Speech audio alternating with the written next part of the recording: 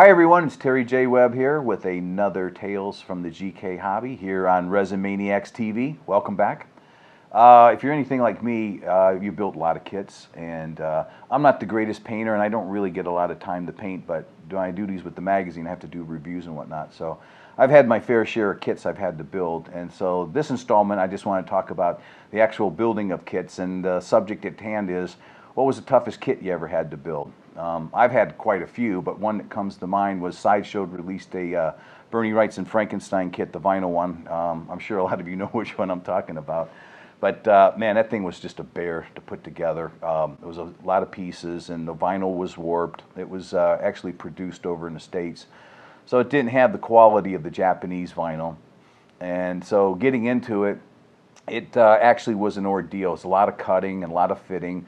But the main problem was that the base, everything was made in vinyl, and the base was just this huge distorted piece that even if you did heat it, which is traditional for a vinyl kit, if you have a warped part, you can literally take it under hot water or put it in front of a hair dryer, and you heat the piece up, you reshape it, and then once you get to where you want it, you get over to the sink with cold water, turn it on real quick, and you'll lock it into place. But on this particular kit, because of the design, no matter what you did, this thing kept going back on like what's called memory flex, and so it needed to be filled.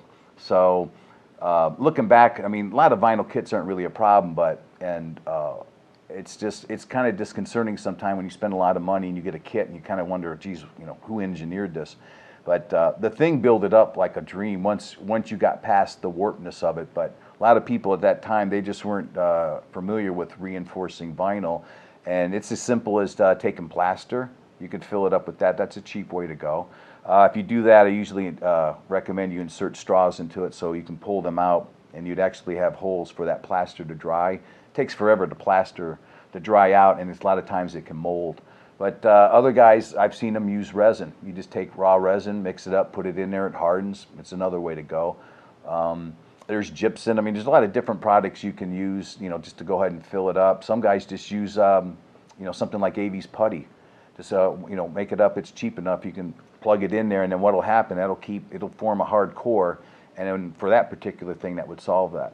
So I guess I will end this segment by asking you to all write in and tell us your horror stories about what was the toughest kit for you to build. That's it for now. I'm going to sign off. Thanks for watching, and we'll see you next time.